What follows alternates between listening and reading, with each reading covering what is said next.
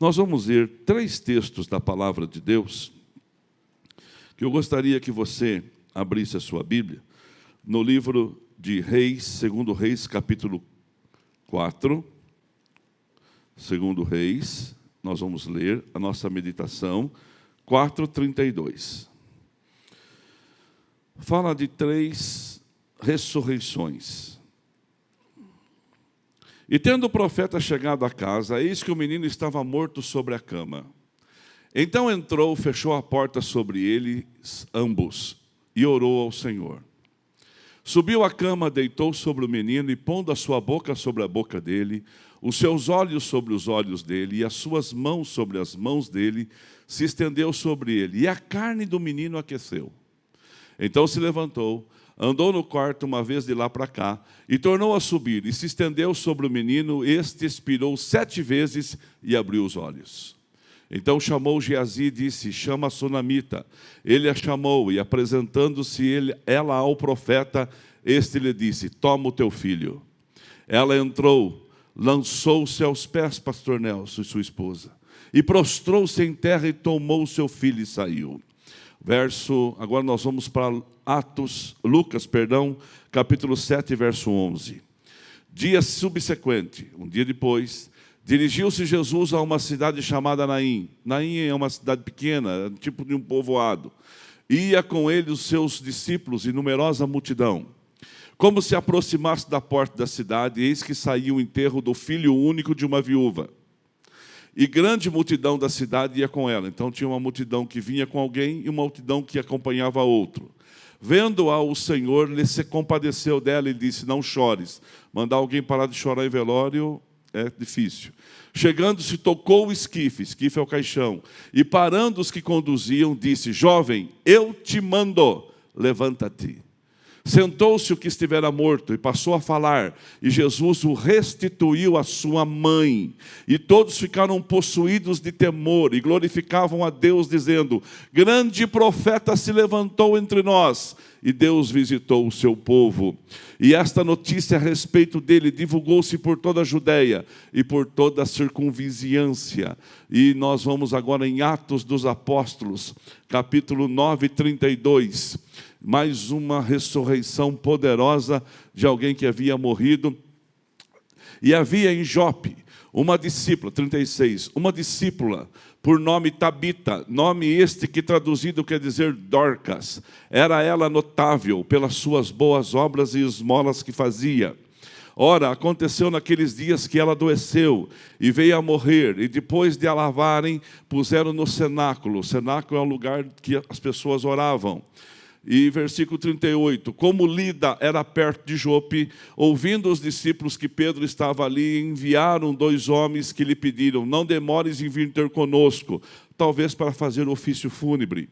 Pedro atendeu e foi com eles. Tendo chegado, conduziram-no para o cenáculo, e todas as viúvas o cercaram, chorando e mostrando-lhe as túnicas e vestidos que Dorcas fizera. Era uma pessoa muito piedosa. Mas Pedro, tendo feito para sair todos, pondo-se de joelhos, orou e voltando para o corpo disse: Tabita, Dorcas, levanta-te. Ela abriu os olhos e vendo a Pedro, sentou-se.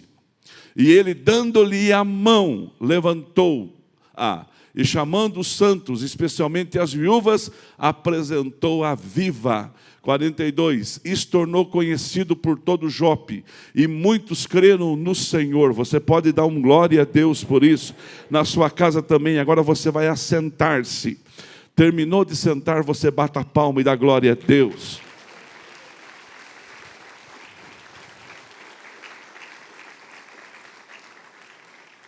A pregação de hoje, ela tem tudo a ver com a festa nas águas. É uma pregação intencional para aquilo que vai acontecer.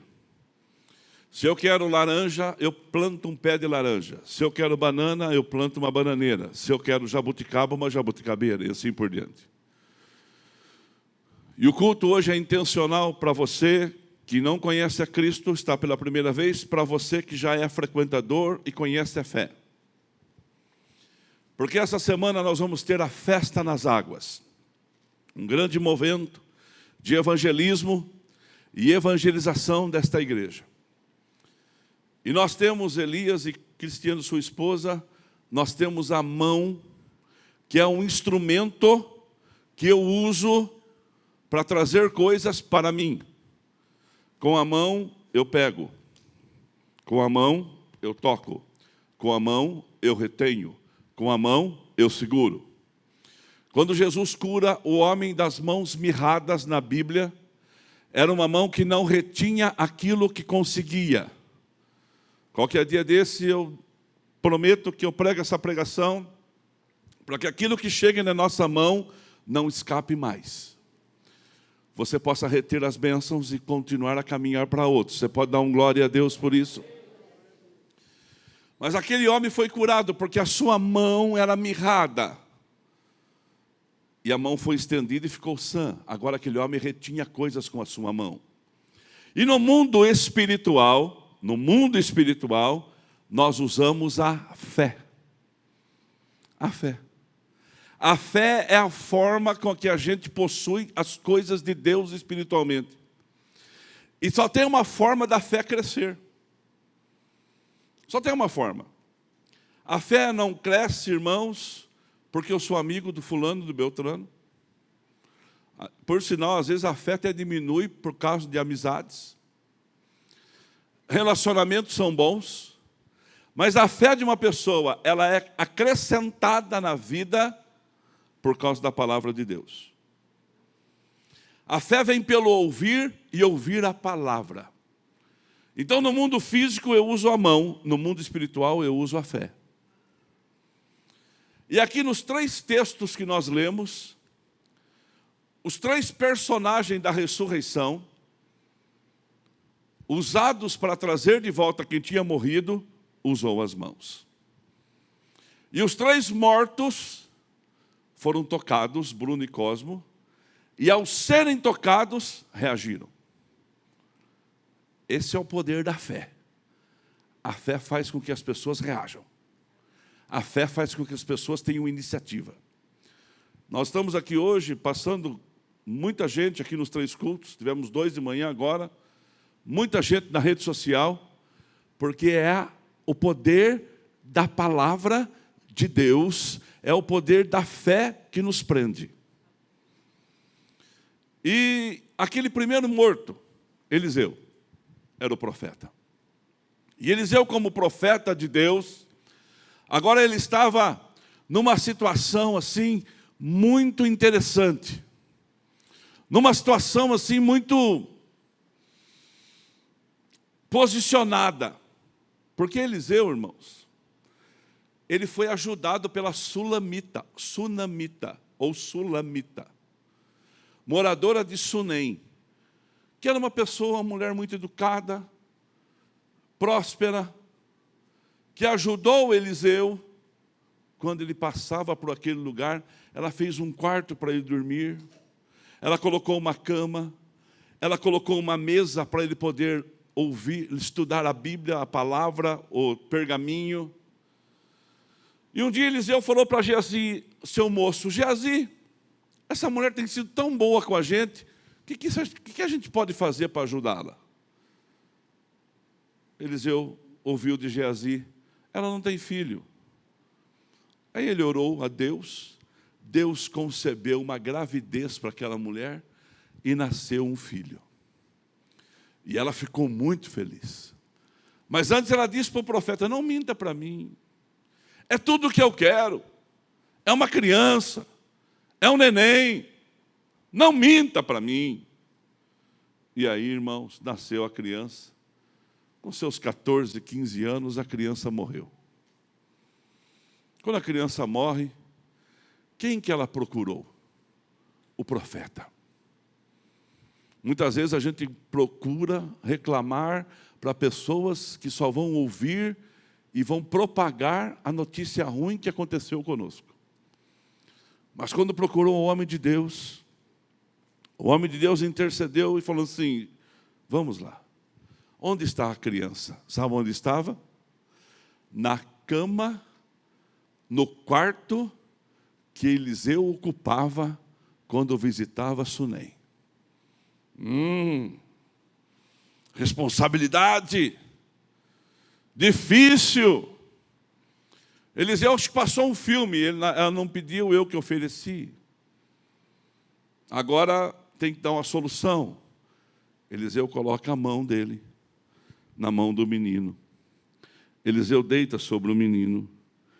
Eliseu aquece o corpo do menino pelo poder da ressurreição do Deus Todo-Poderoso. E Eliseu, depois de fazer isto, dá voltas em volta da cama, sopra sobre o menino, aspira sobre o menino, e o menino ressuscita. A mão. Milagre da ressurreição. Ressurreição física. Vamos lá. Jesus está pregando. A multidão está acompanhando. Os sinais estão acontecendo. E o povo seguindo. Porque se tem uma coisa que enche a casa é milagre. Milagre faz com que as pessoas sejam atraídas. E eu quero profetizar na sua vida e na sua casa. Tem milagres sobre a sua casa. Quem crê vai dando graças a Deus. Levanta a sua mão para o céu e fala assim: existe milagres sobre a minha casa.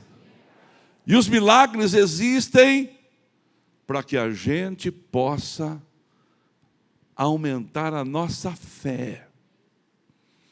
E Jesus está agora com aquela multidão da alegria. Se eu fosse pregar só sobre isso, eu ia falar da multidão da alegria que estava vindo com Jesus. Mas enquanto uns choram, outros vendem lenço. É a vida. Enquanto uns riem, outros têm dor. Enquanto uns trazem um carro para o pastor consagrar no final do culto, outros choram que um acidente aconteceu. A vida é assim. Vinha vindo uma outra multidão saindo do povoado de Naim. Uma viúva. Uma mulher que já tinha perdido o seu marido, agora perdeu o seu filho. Agora ela seria sozinha. E a multidão vinha vindo com ela. Vinha vindo as carpideiras que choravam, vinha vindo os amigos. E era normal, quando você cruzasse um cortejo fúnebre, você teria que acompanhar o cortejo. Sabe o que aconteceu? Jesus parou o cortejo. A multidão do choro com a multidão da alegria. A multidão da desesperança com a multidão da esperança se cruzam. Alguém vai sair vencedor. A morte não tem poder sobre a vida mais. Porque a morte foi vencida por Cristo. E agora Jesus toca o esquife. Dona Isa, Maria Isa. Quando tocou o esquife, o menino levantou. Com que Jesus tocou o esquife? Com a sua mão. Um instrumento de tocar, de pegar, de trazer, de possuir, de reter. Aquele menino levanta. A multidão ficou eufórica. Passou um tempo, o próprio Cristo é ressuscitado. E ele delega poder para a igreja começar a obra. E entre essa igreja está Pedro, o apóstolo. O Pedro, um homem de fé e de confiança em Deus. Em Jope tinha uma crente boa, mas pensa numa mulher boa, porque tem gente depois que morre fica bom. Um dia, alguém me contou que o pastor estava fazendo o velório de um diácono, e o pastor conhece o diácono da igreja. E o pastor falou assim no velório: meu Deus e meu Pai, que diácono maravilhoso, que homem exemplar, que pessoa amável. A viúva só deu uma olhadinha assim. Está falando do meu marido? Que homem educado. Ela falou assim: o quê? A viúva até parou de chorar. Se eu tivesse autoridade agora para orar para ele ressuscitar, eu oraria. A viúva parou de chorar mesmo. Deu 2 passos para trás. Foi lá no cantinho do pastor, estava falando, e falou assim: seja besta. Se ele ressuscitar, o senhor vai levar para sua casa.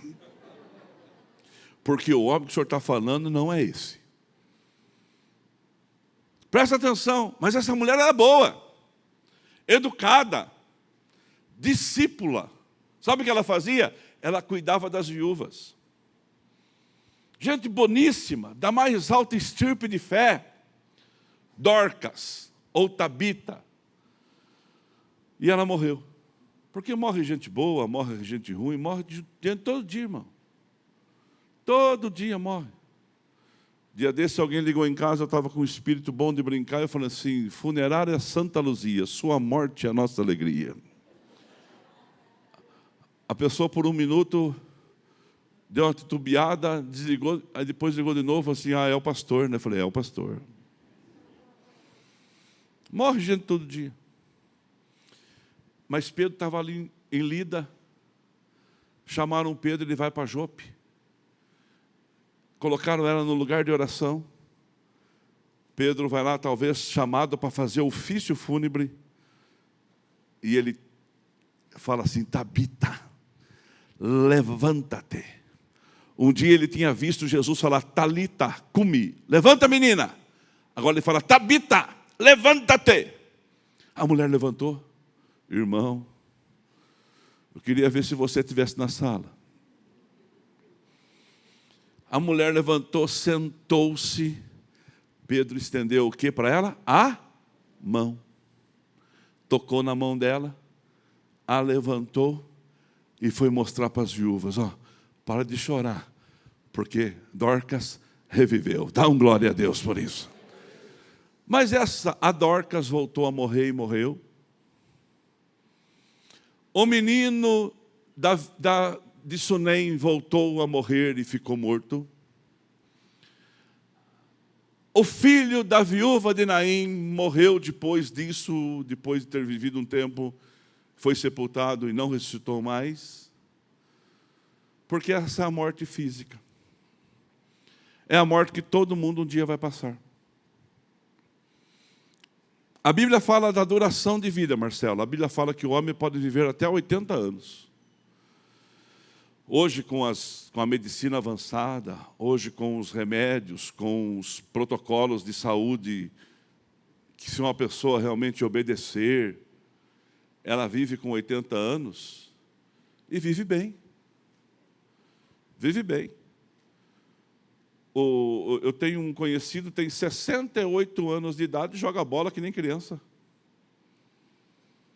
Tem pastores com 80 anos que estão pregando o evangelho e fazendo 3, 4 cultos de domingo. Porque pregar cansa. Eu estou numa sequência de pregação de sexta, sábado, 2 vezes, domingo, hoje 3, daqui a pouco tem um 4º culto para ir ainda, que vai terminar mais tarde. Eu só preciso descansar a garganta. Descansou, ela volta a funcionar de novo. Cansa pregar. E tem pregadores aí com 80 anos pregando e com saúde de ferro. Porque hoje, mais, existe um limite para todo mundo. Desde criança eu escuto minha mãe falar, ninguém fica para semente. Chega o dia de todo mundo. Isso é a morte física, inevitável. Fala comigo assim, morte inevitável. Ela chega. E Salomão fala assim, tem mais alegria tem mais sabedoria num velório do que numa casa de festa. Porque no velório é o fim de todo mundo. Essa morte, Nilton, é inevitável. Mas existe uma outra morte. Essa é pior. Porque o homem, o ser humano, ele é trino. Ele é corpo, ele é alma, ele é espírito. Corpo é o físico, alma é a mente, espírito é o que você é, eterno, para sempre. E esse espírito eterno tem um lugar de descanso para ele ou de condenação. Marcos, Rafa, 16:15 diz assim, ide por todo mundo e pregai o evangelho a toda criatura. 16 diz assim, quem crer, for batizado, será salvo. Quem, porém, não crer, será condenado. Então, existe o céu e existe o inferno. E por que existe o inferno? Porque Deus determinou que as pessoas, ainda bem que não sou eu, não é nenhum de vocês que tem a chave do inferno ou do céu. Porque a maldade do coração do homem, você mediria se a pessoa pode ir para o inferno ou para o céu segundo a sua justiça. Mas a justiça de Deus tem uma régua chamada misericórdia. E essa misericórdia fala forte no nosso coração. Ao homem está destinado a morrer uma vez só. Vindo depois o juízo. E por que existe uma outra morte espiritual que toma conta do ser humano? Vou explicar para você. Porque espiritualmente falando, presta muita atenção porque isso é sério e vai te ajudar muito. Espiritualmente falando, o homem não foi feito para morar no inferno, e sim para morar eternamente num lugar preparado por Deus. Só que aconteceu um fato chamado Jardim do Éden. Deus cria Eva e cria Adão. Adão e Eva. E dão a eles condições de morar no Jardim do Éden. E eles eram os guardas daquele jardim. Só que no caminho existia uma regra. De todas as árvores que tem no jardim, você pode comer. Só não coma da árvore do conhecimento do bem e do mal. Que fruto era essa? A Bíblia não fala. Só fala que era agradável aos olhos e desejável. Você acha que você vai ser tentado com alguma coisa esculhambada? Você acha que você vai ser tentado com uma coisa feia? Não. É algo imponente. É algo que vai ser atraído pelos teus olhos, porque pelos olhos entra a cobiça em todas as áreas. Não é em uma, em duas, três, quatro, cinco, em todas as áreas. Pelas concupiscências dos olhos. Começa a aparecer o desejo. Eva foi parar em frente à árvore de conhecimento do bem e do mal. Ah, era maçã, pastor? Não era. Por que desenha-se maçã hoje? Porque maçã é bonita, é vermelha, é agradável. Mas tem gente que não come maçã. Mas aquela fruta chamou a atenção de Eva, que parou, tomou do fruto e comeu. Passou para o seu marido, que comeu também. Quando eles comeram, eles olharam para si, eles viram que estavam nus, eles ficaram com vergonha e se esconderam. Eles viram a sua nudez. E eles correm e se escondem. E Deus visitava eles. Ivan, presta atenção, coisa mais linda, Ivan. Deus vinha todas as tardes bater um papo com eles, na viração do dia. Tom e Fernanda, Deus chegava lá conversar com Adão. E aí Deus chama Adão, Eva, cadê? Eles se esconderam, pegaram folhas, cobriram a sua nudez. E Deus vem e fala para eles assim, o que aconteceu? E aí vem aquelas transferências de responsabilidade. Eva pega e fala, Adão fala assim, foi a mulher que o Senhor me deu, culpou até Deus. A mulher que o Senhor fez para mim, fez com que eu pecasse. Eva falou assim, foi a serpente, essa enganadora aqui. A serpente olhou para trás e sobrou. Aí Deus começa os castigos. Porque o perdão Deus dá, mas a responsabilidade você as tem que receber. Serpente, rastejarás e comerá o pó da terra. Quer dizer que serpente não rastejava? Talvez rastejava e talvez era opcional. Agora vai rastejar. Já viu cobra subir na parede? Sangue de Jesus tem poder. Cobra subindo em árvore.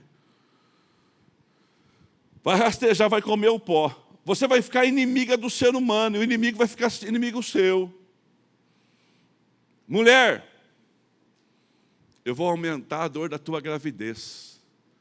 Possivelmente as mulheres tinham parto sem muita dor. Hoje aumentou a dor da gravidez. E toda mulher que já teve filho sabe que isso dói. O homem inventou a cesariana, mas depois a recuperação também dói. Então, terceiro, Adão, do suor do teu rosto vai comer o pão. Então não briga com quem inventou o trabalho, porque quem inventou o trabalho foi Deus, por isso que o trabalho é bom. Só que aí causou os problemas debaixo do céu. Agora os problemas debaixo, os problemas que são sérios. Separação entre o homem e Deus. O homem não pôde cobrir o seu pecado com a folha. Não deu certo. Deus pega um animal, sacrifica aquele animal, faz uma roupa e coloca em Adão e coloca em Eva. Já estava dizendo o seguinte, ó, vai ter sangue inocente para cobrir o teu pecado. Alguém vai ser sacrificado pelo seu erro. Alguém vai morrer por você. E deu a palavra-chave. Porém, inimizade, verso 15 do 3 de Gênesis, entre a semente da mulher e a sua descendência. A mulher vai gerar alguém e vai ser inimigo seu, serpente. Este serpente vai ferir a sua cabeça e você vai machucar o calcanhar dele. Porque por um homem, diz a Bíblia, o pecado entrou no mundo, Adão e Eva. Por outro homem, o pecado sai do mundo, Jesus Cristo de Nazaré. E aí Jesus veio, lê na sua casa Isaías 53. É o texto do Velho Testamento que explica o Messias. Jesus vem, e ele disse assim um dia para os seus discípulos, ninguém tira a minha vida, eu entrego ela. Ninguém tem a autoridade de tomar a minha vida, eu estou dando a minha vida. E aí, pegaram-no, colocaram uma coroa de espinho na sua cabeça, furaram com um lado para sair água de batismo,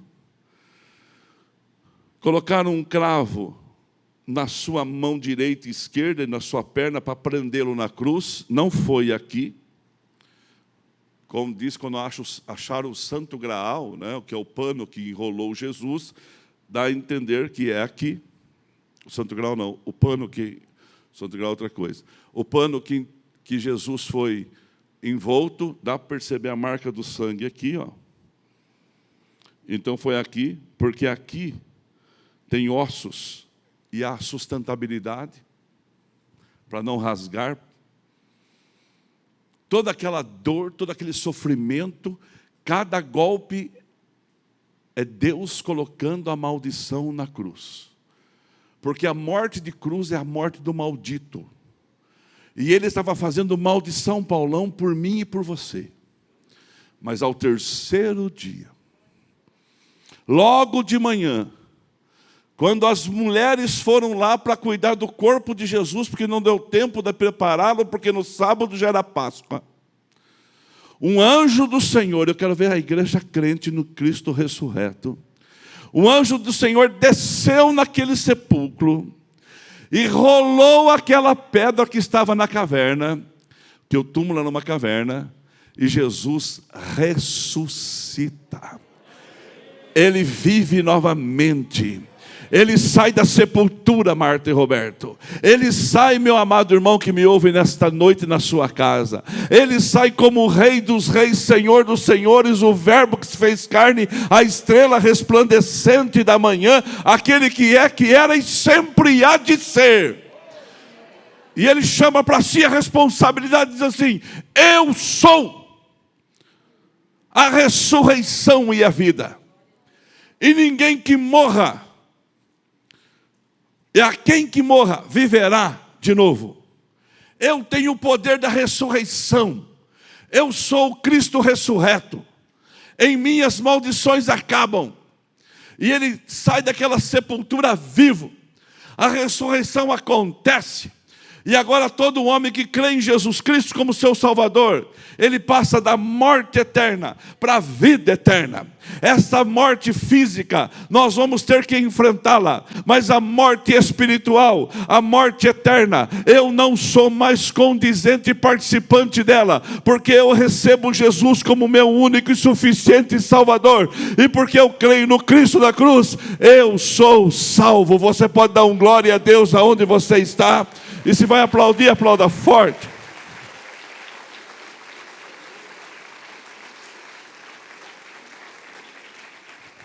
Somos salvos em Cristo Jesus. Temos o poder da ressurreição na nossa vida. Nosso nome é escrito no livro da vida. Irmãos, como o mundo precisa de Jesus, como nós precisamos de Jesus. Eu não recebi Jesus, irmãos, para ter uma vida boa debaixo desse céu. Paulo fala assim: se eu esperar em Deus apenas nesse século, eu sou o mais miserável de todos os homens.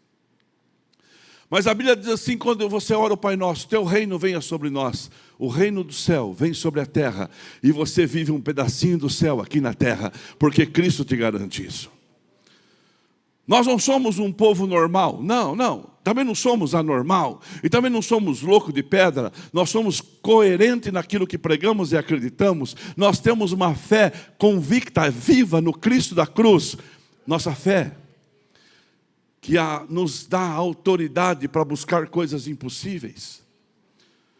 Eu não vejo nos dias de hoje ressurreição física. Na verdade, eu prego há 37 anos e eu nunca vi. Mas eu vejo ressurreição espiritual acontecendo todos os dias. Eu vejo todos os dias pessoas que estavam mortas nos seus pecados e delitos, entregando sua vida a Cristo e Jesus mudando a vida delas. Eu vejo todos os dias pessoas ressuscitando no seu interior, no seu íntimo, e ali Deus toca no nosso espírito e traz vida. Quando alguém chama Jesus para visitar Nicodemos, Nicodemos está lá, e ele recebe Jesus na sua casa, ou melhor, ele vai até Jesus, e quando Jesus diz para ele assim: Nicodemos, você tem que nascer da água e do Espírito, meu filho. E Nicodemos assim: como que eu posso me tornar uma criança novamente, entrar no ventre da minha mãe? Nicodemos, você é um homem esclarecido, mas você não entende o que é nascer de novo. Nascer de novo é reconhecer a minha vida como seu Salvador. Nascer de novo é acreditar em mim como Cristo ressurreto da cruz que perdoa pecados. Nascer de novo, Nicodemos, é permitir que o meu espírito toque o seu espírito e eu faça de você um pescador de homens. Irmãos, dá a impressão que Nicodemos não ouviu, né? Vê lá na Bíblia, na sua casa, estuda lá, e você vai ver quando precisou resgatar o corpo da cruz. Além de José da Arimateia, Nicodemos estava ajudando. Nicodemos foi um piedoso da igreja. Nicodemos foi um crente da igreja. Nicodemos ouviu aquela palavra. Talvez a gente critica porque ele foi à noite atrás de Jesus, não queria ser visto por ninguém. Ele não podia. Cada um tem que fazer conforme a sua necessidade, e a necessidade dele era conhecer o Cristo, e ele foi conhecer, e Jesus se revelou a ele. Quando um homem recebe Jesus como Salvador, sua vida é mudada. A ressurreição, há um novo início. E eu quero dizer nessa noite, para mim terminar, para chamar você para a responsabilidade. Você é o ressuscitador de mortos de Piracicaba. Vou falar de novo. Você que está na live, você que está aqui. Se não pensa não, dentro do seu coração tem que ser essa paixão por almas. Irmão, crente que não tem paixão por almas, que não tem paixão por aqueles que estão perdidos indo para o inferno, tem que rever conceitos da sua fé. Crente quando olha para uma multidão e pensa assim: irmão, se você andar comigo, você fica doido. Você anda comigo, eu já vejo um barracão e falo assim: aqui dá uma igreja. Eu já vejo aqui, olha aqui, eu já vejo alguma coisa, eu já penso em salvação de pessoas. Aonde a gente vai, a gente tem que pregar o Evangelho. Sabe por quê? Porque Deus me deu esse dom e deu os dom para você. Não só o dom, a responsabilidade. Dom a gente aperfeiçoa na caminhada. Deus deu a responsabilidade de você ir e tocar em pessoas que estão mortas e espirituais e trazê-las à vida. Você pode dar um glória a Deus por isso? Você sabe por que algumas denominações batizam criança? Elas batizam criança porque uma criança batizada é uma criança que recebeu o perdão do pecado original. Pode estudar. Não estou falando coisa que não é.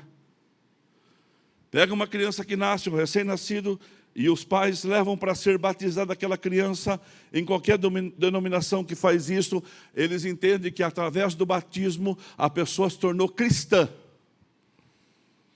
E depois que ela se batizou, então agora ela já é uma cristã, e como cristã, essa pessoa tem os direitos nas coisas do céu. E não importa o que ela faça mais, ela é cristã.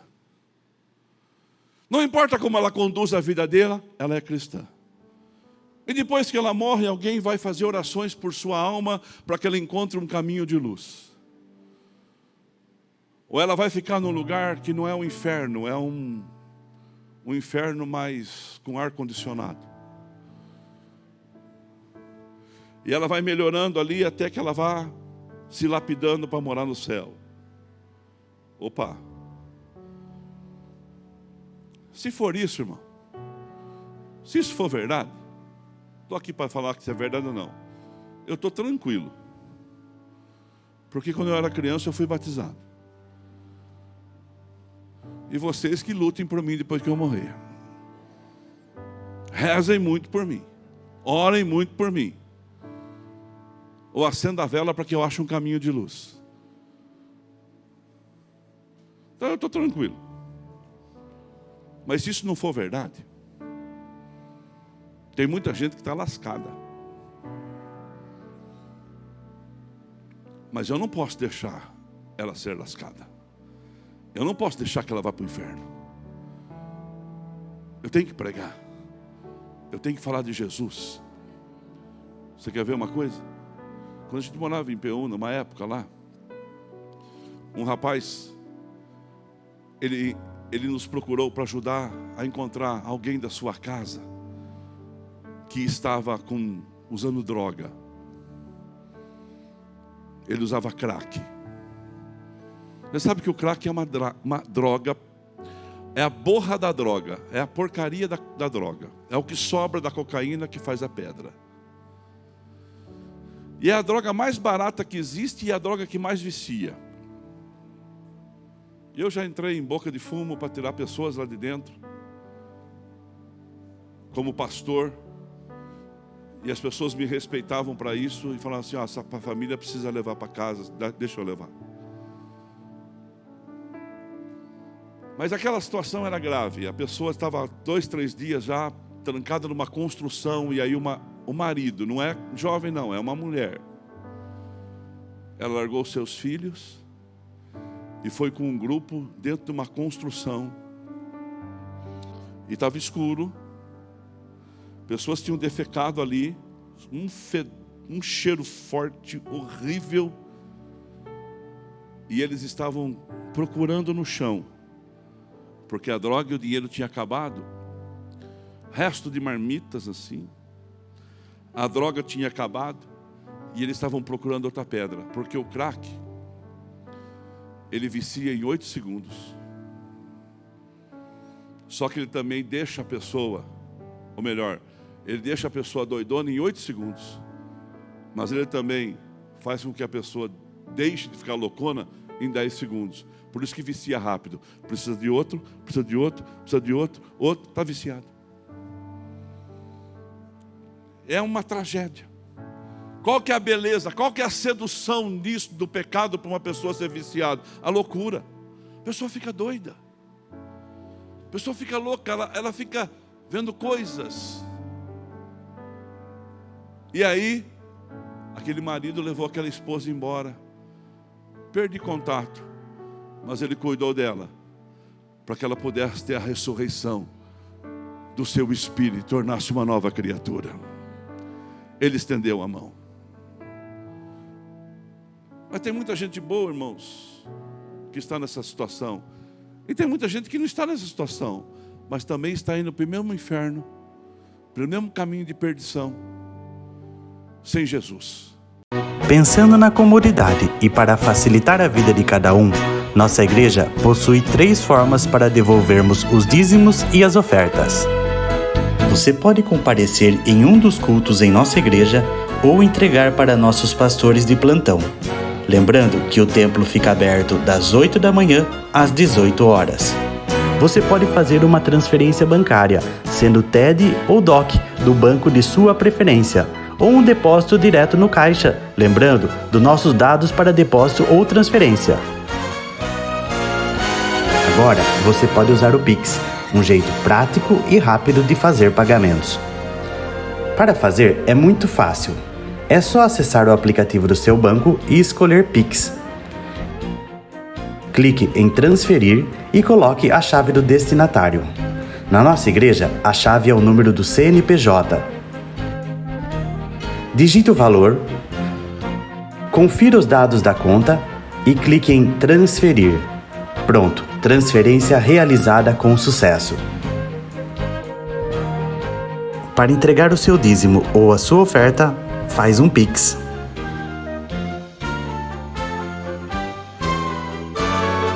Esta é a nossa igreja.